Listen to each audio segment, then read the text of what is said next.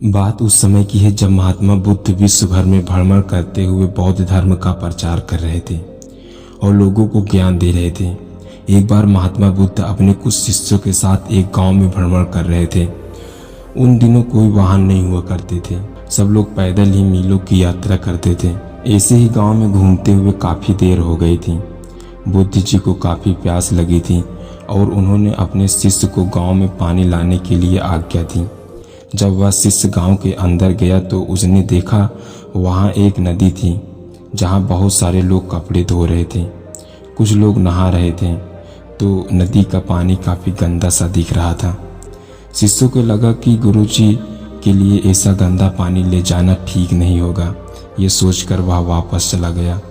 महात्मा बुद्ध को बहुत प्यास लगी थी, इसलिए उन्होंने फिर से दूसरे शिष्य को पानी लाने के लिए भेजा। कुछ देर बाद वह शिष्य लौटा और पानी लेकर आया। महात्मा बुद्ध ने शिष्य से पूछा कि नदी का पानी तो गंदा था, फिर तुमने साफ पानी कैसे लाए? शिष्य बोला कि प्रभु, वहाँ नदी का पानी वास्तव में गंदा था, लेकिन लोगों के जाने के बाद मैंने कुछ देर इंतजार किया और कुछ देर वह मिट्टी नीचे बैठ गई और साफ पानी ऊपर आ गया।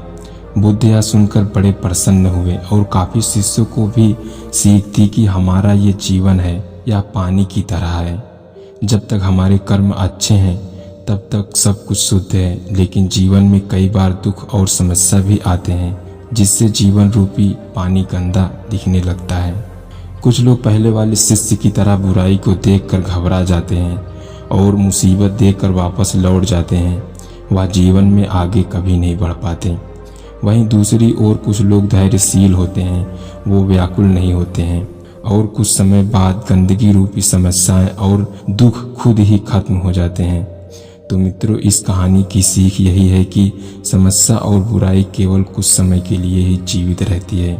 जीवन रूपी को गंदा कर सकती है, लेकिन आप धैर्य से काम लेंगे तो बुराई खुद ही खुद समय का अपना साथ छोड़ देगी।